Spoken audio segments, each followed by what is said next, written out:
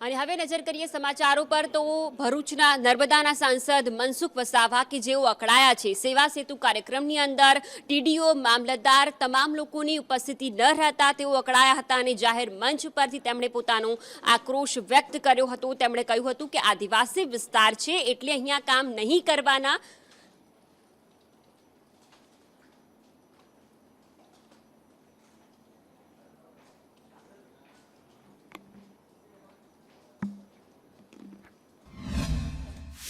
આખા કાર્યક્રમની કાર્યવાહી નોંધ કરે મેં કહ્યું પણ લખો ના સરકારમાં રિપોર્ટ કરવાનો છે। પ્રાંત નથી, ટીડીઓ નથી, મામલતદાર નથી। આ આદિવાસી વિસ્તાર છે એટલે આખા કાર્યક્રમ સેવા સેતુના કાર્યક્રમની આપણે વેટ ઉતારવાની છે। આ અધિકારીને ખુશામત કરવાનું બંધ કરો તમે। આ સેવા સેતુ એટલે ગરીબોને આગળ લાવવાના, ગરીબોમાંથી બહાર કાઢવાના, ગરીબોને મદદરૂપ થવા માટેનો આ સરકારનો કાર્યક્રમ છે ને તેમાં મેન અધિકારી નથી। સંવાદદાતા નરેન્દ્ર પેપરવાલા જોડાયા છે ફોન લાઈન પર। નરેન્દ્ર, સેવા સેતુ કાર્યક્રમ એ લોકોની નાનામાં નાની સમસ્યા માટેનો કાર્યક્રમ છે અને એ જ કાર્યક્રમમાં ટીડીઓ મામલતદારની ગેરહાજરીથી હવે સાંસદ અકળાયા।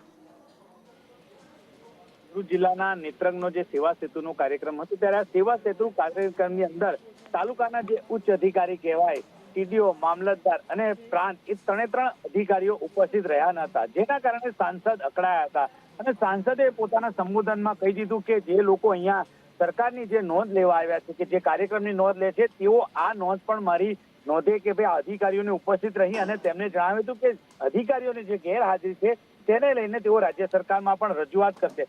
સાથે સાથે સાંસદે એવો પણ આરોપ અધિકારીઓ પર મૂક્યો કે જે આદિવાસી વિસ્તાર છે એ વિસ્તારમાં જો આવો સેવા સેતુનો કાર્યક્રમ છે એટલે શું અધિકારીઓ વેઠ ઉતારી રહ્યા છે, આમ કહીને તેમને ભારે ગુસ્સે થયા હતા। સાંસદે પોતાના જે પરિચિત જે એમનો અંદાજ છે એ પ્રમાણે તેમને અધિકારીઓને ખખડાયા હતા અને ખાસ વાત કરીએ તો સરકારનો જે સેવા સેતુ કાર્યક્રમ છે જેની અંદર સેવા સેતુમાં આવતા લોકોને ત્યાં સ્થળ પર જ એમની જે જરૂરિયાત હોય એ જરૂરિયાતના ડોક્યુમેન્ટથી લઈને કોઈ પ્રમાણપત્ર આપવામાં આવતા હોય છે, પરંતુ જો જિલ્લાની અંદર આ રીતના તાલુકા કક્ષાનો કાર્યક્રમ હોય અને એની અંદર તાલુકાના જ ઉચ્ચ અધિકારી હાજર ના હોય એ બતાવે છે કે આવા જે કાર્યક્રમ હોય છે માત્ર લીપાપોતી માટે થયા હોય તેવું દેખાઈ રહ્યું છે આ નેત્રંગની ઘટના પરથી।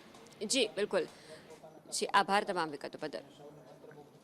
હવે આગળ વાત કરીએ એમએલએ ચેતર વસાવા જેઓ તુરખેડાના મુલાકાતે પહોંચ્યા હતા, ત્યાંના પરિવારને મળ્યા હતા, પરિવાર પ્રત્યે સંવેદના વ્યક્ત કરવામાં આવી હતી અને પીડિત પરિવારને ₹51,000નો ચેક પણ આપવામાં આવ્યો હતો। તુરખેડામાં વિવિધ સુવિધાઓનો અભાવ છે અને આ તમામ પ્રકારની સુવિધાઓ ત્યાંના પરિવારોને મળી રહે તે માટેનો નિર્ધાર વ્યક્ત કરવામાં આવ્યો છે। આ સાથે જ સુવિધાઓ ન થાય તો જલદ આંદોલન કરવાની ચીમકી પણ ચેતર વસાવાએ ઉચ્ચારી છે। ફોન લાઈન પર વધુ વિગતો મેળવીશું અમિત પટેલ પાસેથી। જી અમિત।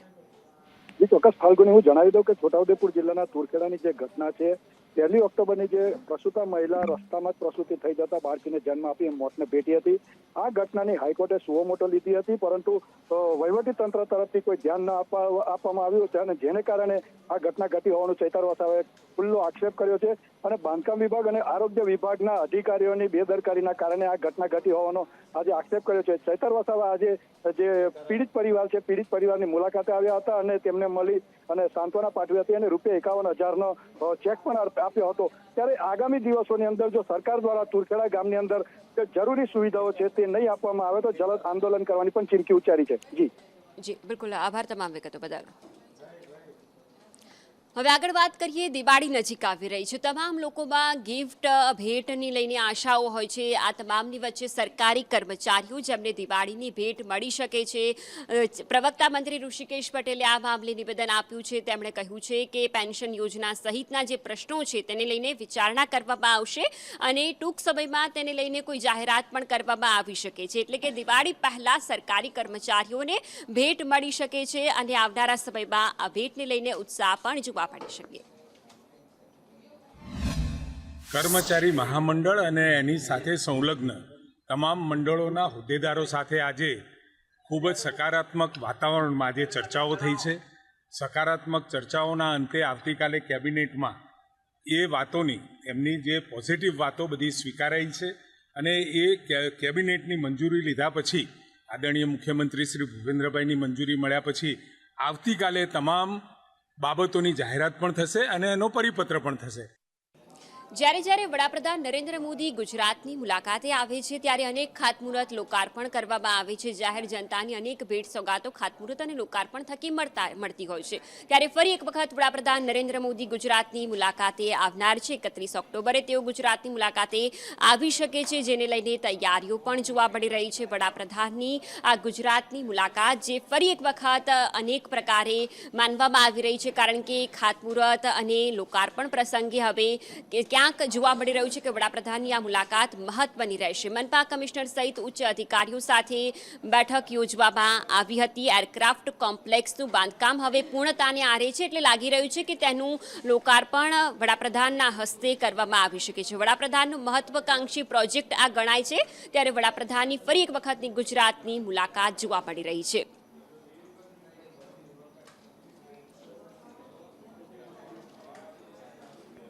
વડાપ્રધાનની ફરી એક વખતની ગુજરાતની મુલાકાત 31 ઓક્ટોબરે તેઓ ગુજરાત આવી શકે છે અને ગુજરાતમાં તેમનો મહત્વાકાંક્ષી પ્રોજેક્ટ છે જે પૂર્ણતાને આરે છે, એટલે ક્યાંક એમના હસ્તે આ પ્રોજેક્ટનું લોકાર્પણ થનાર છે, જેથી કરીને તેમની ગુજરાતની મુલાકાત માનવામાં આવી રહી છે.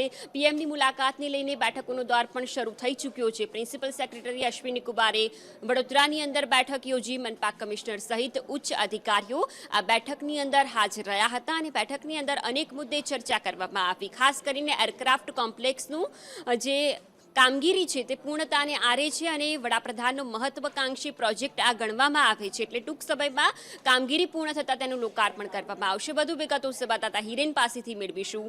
જી હિરેન.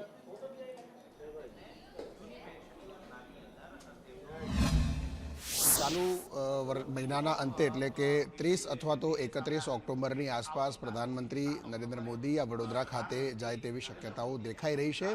31 ઓક્ટોબરે એકતા પરેડના કાર્યક્રમ નિમિત્તે કેવડિયા ખાતે જે સરદાર પટેલની પ્રતિમા છે ત્યાં એકતા પરેડમાં પ્રધાનમંત્રી હાજરી આપવાના છે. એની સાથે વડોદરામાં આ કાર્યક્રમો યોજાય તેવી શક્યતા દેખાઈ રહી છે અને એટલા જ માટે રાજ્યના સિનિયર આઈએએસ અધિકારી અને શહેરી વિકાસ વિભાગના પ્રિન્સિપલ સેક્રેટરી અશ્વિની કુમાર પણ આજે વડોદરા પહોંચ્યા હતા. વડોદરામાં જે ભારત સરકાર અને ટાટા સાથે જે કરાર થયેલા છે એરબસનું નિર્માણ કરવા માટેના, એનું કામગીરીનું લોકાર્પણ છે એટલે ખાતમુહૂર્ત છે એ ત્યાં પ્રધાનમંત્રી સંભવતઃ આ મહિનાના અંતમાં કેવડિયા કોલોની આવે ત્યારે આ કાર્યક્રમનું આયોજન થઈ શકે છે. આ ઉપરાંત અન્ય કેટલાક વિકાસ કામોના પણ ત્યાંથી જે એક એરક્રાફ્ટ કોમ્પ્લેક્સ તૈયાર થયેલું છે એની પણ પ્રધાનમંત્રી મુલાકાત લઈ શકે એ પ્રકારની શક્યતા દેખાઈ રહી છે. આ તમામ બાબતોને ધ્યાનમાં રાખી રાજ્ય સરકાર પણ તૈયારીઓ કરી રહી છે. સંભવતઃ ચાલુ મહિનાના અંતમાં જ એટલે કે 30 અને 31 ઓક્ટોબરે પ્રધાનમંત્રીના આ કાર્યક્રમોનું આયોજન થઈ શકે છે. આ તરફ વાત કરીએ, મહેસાણાના સતલાસણામાં ઠાકોર સમાજની બેઠક મળી હતી. બેઠકની અંદર અનેક લોકોની ઉપસ્થિતિ વચ્ચે હક, અધિકાર સહિતના મુદ્દાઓ પર વાત કરવામાં આવી.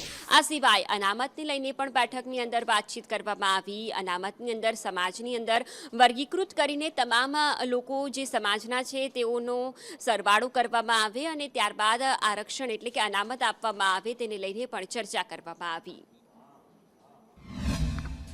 અનામતની માગણી માટે જાતિ આધારિત વસ્તી ગણતરી કરી અને જેટલી જે સમાજની વસ્તી હોય એ પ્રમાણે સરકાર અલગ અનામત આપે, એના માટે અમે આજે મિટિંગ ઠાકોર સમાજ, ગઢવાડા ક્ષત્રિય ઠાકોર સમાજ અને આજુબાજુના તમામ તાલુકા અને જિલ્લાના ઠાકોર સમાજના આગેવાનો સતલાસણા મુકામે મળી અને મિટિંગ કરી. આ તરફ વાત કરીએ, રાજકોટ ગોંડલ માર્કેટ યાર્ડમાં મહાસંમેલન આજરોજ મળ્યું હતું, જેની અંદર અનેક વેપારીઓની ઉપસ્થિતિ રહી હતી અને આ મહાસંમેલનની અંદર અનેક મુદ્દાઓને લઈને ચર્ચા કરવામાં આવી હતી. ખાસ કરીને વિવિધ વેપારીઓ આની અંદર જોડાયા હતા. ત્યારે રાજ્ય એડિબલ ઓઇલ એસોસિએશન, ખાદ્ય તેલ, તેલીબિયા સાથે સંકળાયેલા વેપારીઓ હાજર રહ્યા હતા. આ સંમેલનની અંદર ભાજપ પ્રમુખ અલ્પેશ ઢોલરિયાની આગેવાનીમાં આ સંમેલનનું આયોજન કરવામાં આવ્યું હતું. સિંગતેલના મોટી સંખ્યામાં વેપારીઓ પણ આ સંમેલનની અંદર જોડાયા હતા. GSEOSAના પ્રમુખ સમીર શાહનું પણ આ મામલે હવે નિવેદન સામે આવ્યું છે. લેવલે જો પ્રચાર થાય અને મગફળીનો યોગ્ય ભાવે ખેડૂતોને તમામ જે ઉત્પાદન થયું છે એનો નિકાલ યોગ્ય ભાવે થઈ જાય તો ખેડૂતોનું પણ હિત જળવાઈ રહે અને વધારે ને વધારે દર વર્ષે મગફળીનું વાવેતર કરવા માટે ખેડૂતો પ્રેરાય. તમને બધાને ખબર જ હશે કે આપણો દેશ આપણી જે ખાદ્ય તેલની કુલ જરૂરિયાત છે એનું 65% જેટલું ખાદ્ય તેલ આપણે આયાત કરવું પડે છે. મસ્ટર્ડ એટલે કે જે રાઈ, સરસવ અને મગફળી એ બે સ્વદેશી તેલીબિયા એવા છે કે જેમાં તેલની માત્રા વધારે છે. એટલે આપણી જો ખાદ્ય તેલની જે આપણી શોર્ટેજ છે ભાંગવી હોય કે આપણી ભૂખ ભાંગવી હોય તો મગફળી અને મસ્ટર્ડ સીડને વધારે પ્રોત્સાહન આપવું એ જરૂરી છે. એ કારણસર મગફળીનો શિંગદાણા અને મગફળીના તેલનો વપરાશ વધે એ માટે અમે સરકાર તરફથી પણ થોડા સહકારની અપેક્ષા રાખીએ છીએ. બીજી ગમે તે ચીજ જણસીની તમે નિકાસ કરો તો એના પર ડ્યુટી ડ્રોબેક સ્કીમની નીચે સરકાર 5 થી 10% સુધીના ઇન્સેન્ટિવ આપે છે. શિંગદાણા અને શિંગફોળના નિકાસ પર કોઈ આવા એક્સપોર્ટ ઇન્સેન્ટિવ મળતા નથી. તો એ ઇન્સેન્ટિવ મળે એના માટે અમે રજૂઆત કરતા આવ્યા છે ને હવે વધારે ઉગ્રતાથી એ રજૂઆત કરવાના છીએ કે ટેકાના ભાવે ખરીદી કરવાની બદલે ખુલ્લી માર્કેટમાં મગફળી જે ભાવે વેચાય અને ટેકાનો જે ભાવ હોય એ ડિફરન્સ ખેડૂતોને રોકડ સહાય રૂપે ચૂકવી આપો. ગુજરાત જે મહિલાઓ, બહેનો, દીકરીઓ માટે સેફ ગણવામાં આવી રહ્યું છે, પરંતુ એ જ ગુજરાતની અંદર ગઈકાલે એક ઘટના બની વડોદરા શહેરની અંદર કે જ્યાં એક સગીર વયની દીકરી પર દુષ્કર્મ આચરવામાં આવ્યું. તમામ લોકોમાં રોષ ભભૂકી ઉઠ્યો હતો. તેવામાં હવે ગૃહ રાજ્યમંત્રી હર્ષ સંઘવીએ પણ આ બાબતને વખોડી છે. તેમણે કહ્યું છે કે આરોપી દુનિયાના કોઈ પણ ખૂણે હશે તેને શોધી કાઢવામાં આવશે. તમામ પોલીસ કર્મચારીઓનું લોહી ઉકળી રહ્યું છે અને તેમણે કહ્યું છે કે એ આરોપીઓને એવી સજા આપવામાં આવશે કે દીકરીઓ તરફ આંખ ઊંચી કરીને જોઈ નહીં શકે. મારી એક ગુજરાતની દીકરી જોડે ચાલે જે પ્રકારની ઘટના બની છે, માં અંબાના ચરણોમાં વંદન કરીને, માં અંબાને પ્રાર્થના કરીને એક જ મનોકામના માંગી છે કે માં અંબા આ ગુજરાતના એક પોલીસ જવાનોનું લોહી ઉકલી ગયું છે.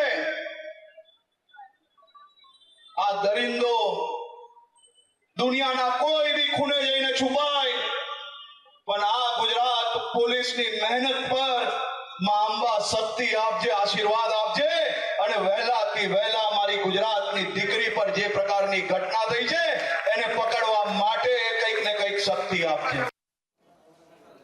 આપણા સમાજમાં શિક્ષકને ગુરુનો દરજ્જો આપવામાં આવે છે, પરંતુ આ જ ગુરુ ભક્ષક બને તે કેટલું યોગ્ય? આવી જ ઘટના બની છે કે જ્યાં 24 વર્ષથી ફરજ બજાવતા આચાર્ય તરફથી વિદ્યાર્થીનીઓ પર નજર બગાડવામાં આવી, તેમની સાથે છેડતી કરવામાં આવી, અયોગ્ય વર્તન કરવામાં આવ્યું અને આ સમગ્ર મામલો સામે આવતા હવે તપાસ કરવામાં આવી છે અને આ આચાર્યની અટકાયત કરવામાં આવી છે. સુરતના માંડવીના નરેડ ગામની ઘટના છે. આશ્રમ શાળાના લંપટ શિક્ષકની કરતૂત સામે હવે પોલીસે કાર્યવાહી કરી છે. આદિવાસી વિદ્યાર્થીનીઓની છેડતી કરવામાં આવતી હતી.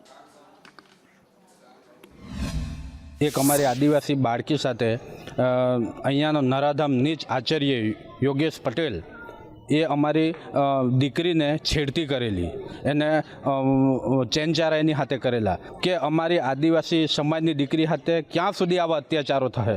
આવા લંપટ ગુરુઓ અમારી બાળકી સાથે કેમ આવો વ્યવહાર કરે છે, દુષ્વ્યવહાર?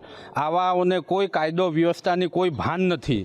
તો અમે આખા આદિવાસી સમાજ એવી માંગણી કરીએ છીએ કે આવા લંપટ ગુરુ વિરુદ્ધ કડકમાં કડક કાર્યવાહી કરવામાં આવે. ગુરુના ભરોસે આ છોકરીઓને હોસ્ટેલમાં છોડીને જતા હોય, અમને તો ખબર જ નથી કે કેમ છે ને શું છે. મા બાપ પછી ગુરુએ એનું ધ્યાન રાખવાનું હોય અને ગુરુ જ જો આ કૃત્ય કરતા હોય નરાધમ, તો એને કોઈ પણ સંજોગોમાં સાવરી લેવામાં આવે નહીં. એની સામે જે પણ કડકમાં કડક કાર્યવાહી થતી હોય એ કાર્યવાહી કરવી. ગૃહમાતાએ જણાવેલું કે આ બાળકો જોડે અમારા પ્રિન્સિપાલ ઘણા છેલ્લા એકાદ અઠવાડિયાથી અડપોલા કરે છે તેવી આ વિદ્યાર્થીઓની મારી જોડે ફરિયાદ આવેલ છે બેન. તો એ બાબતે ફરિયાદી અમારા જે આ કામના ગુનાના ફરિયાદી બેન છે જે અધિકારી, એમણે તાત્કાલિક આ જે બાળકીઓ જોડે કૃત્ય આવું થયું છે એ લોકોને તાત્કાલિક વારાફરતી બોલાવી અને એમને પૂછપરછ કરેલી. તો બાળકીઓએ જણાવેલું કે હા, કે આ શિક્ષક અમને એમના રસોડામાં શરબત બનાવવાના બહાને તેમજ કંઈક નાનું શાકભાજી કે એવું કંઈક લાવવા માટે કે અંદર રસોડામાં કંઈ બી વસ્તુ મગાવે થાળી ગોઠવવાના બહાને એ રીતે અમને બોલાવે છે અને અમારી જોડે શારીરિક અડપલા કરે છે. આરોપીની અહીંયા અમે ડિટેન કરી લીધેલા છે અને અત્યારે એમને એરેસ્ટ પણ કરવામાં આવે છે. નવરાત્રી એટલે માતાની આરાધનાનો તહેવાર, ઉપાસનાનો તહેવાર અને રંગે ચંગે ઉજવણીનો તહેવાર. પરંતુ આ જ તહેવાર રાજકોટની અંદર કંઈક અલગ રીતે જ પ્રસ્તુત થયેલો દેખાયો. કારણ કે નીલ સિટી ક્લબ વિસ્તારના જે દ્રશ્યો સામે આવ્યા તે ખરેખર સવાલો ઊભા કરનારા છે. આ ક્લબની અંદર ન નવરાત્રી ઉજવવામાં આવી રહી છે, કારણ કે અહીંયા 31st જાણે ઉજવાતી હોય તે પ્રકારના દ્રશ્યો સામે આવ્યા અને આ દ્રશ્યોએ અનેક સવાલો પણ ઊભા કર્યા. આપણી પ્રાચીન અર્વાચીન સંસ્કૃતિ ગરબા આપણી એક ધરોહર ગણાય છે અને તેને જ સાઈડમાં મૂકીને અહીંયા પશ્ચિમી સંસ્કૃતિ અપનાવવામાં આવી હોય તેમ હોલિવૂડ અને બોલિવૂડના સોંગ અહીંયા દર્શાવીને લોકો તેના તાલે ઝૂમી ઉઠ્યા.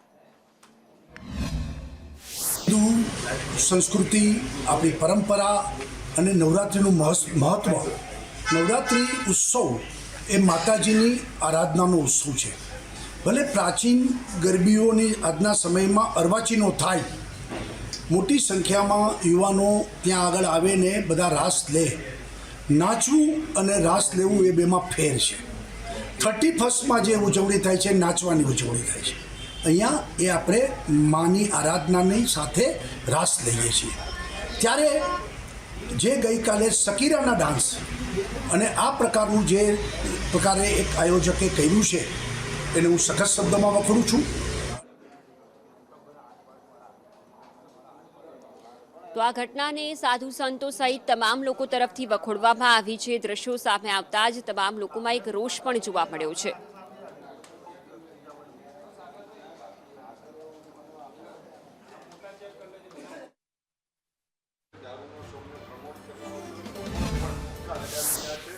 ખરેખર જો અર્વાચીન રાસોત્સવ જોઈએ છે તે માતાજીની આરાધના માટે થતા હોય છે અને તમે કઈ રીતે જોયા? પહેલી વાત તો અમે આ નવરાત્રિ આ 17મું વર્ષ છે, જે અમે 17 વર્ષથી આને આયોજન આનું કરીએ છીએ. 17 વર્ષથી માણસોને ગરબા રમાડીએ છીએ. આ જે વિડીયો આવ્યો છે એ છેલ્લી 10 મિનિટનો છે. એની પહેલાંના 4 કલાક છે એ ગુજરાતમાં બહુ ઓછી એવી નવરાત્રિ હશે જે આ સ્કેલ ઉપર કે આ લેવલ ઉપર પહોંચ્યા પછી એ પ્રાચીન ગરબાને જે રીતના અમે પ્રમોટ કરીએ છીએ એ રીતના બહુ ઓછી નવરાત્રિ હશે ગુજરાતમાં જે કરતી હશે. અમે 8 વાગ્યાથી નવરાત્રિ ચાલુ કરીએ અને આપણે 11:30 સુધી કે 11:50 સુધી અમે ગરબા કરાવીએ છીએ. અને બહુ ઓછી નવરાત્રિ હશે જે આ 3-4 કલાકના સમયમાં એક પણ ગરબો બોલિવૂડ ગીતનો ગરબા ફોર્મેટમાં કે સ્ટાઇલમાં અમે એને ગાતા હોય કે ગળાવતા હોય સિંગર્સ પાસે. તો એ નીલ સિટી ક્લબની એક ખાસિયત છે કે અમે બહુ જ પ્રાચીન રીતના ગરબા રમાડીએ છીએ અને બહુ જ ઓલી રીતના કરીએ છીએ. જે આ ગઈકાલવાળો જે વિડીયો છે એ છેલ્લી 10 મિનિટનો છે, જે અમે આ વસ્તુ અમે છેલ્લા 15 વર્ષથી કરીએ છીએ. સંસ્કારી નગરી વડોદરામાં યુનાઇટેડ વેના ગરબા વિવાદમાં આવ્યા છે. ચેરિટીની આડમાં કોમર્શિયલ પ્રવૃત્તિ થતી હોવાના આરોપો લગાવવામાં આવ્યા. 2 મહિલા એડવોકેટ દ્વારા અરજી કરવામાં આવી છે ચેરિટી કમિશનરની અને તેમાં અરજીની અંદર ઉલ્લેખ કરવામાં આવ્યો છે કે કોમર્શિયલ પ્રવૃત્તિઓ ચેરિટીના નામે કરવામાં આવી રહી છે. યુનાઇટેડ વેના ગરબામાં આ પ્રકારની અરજી કરવામાં આવી છે.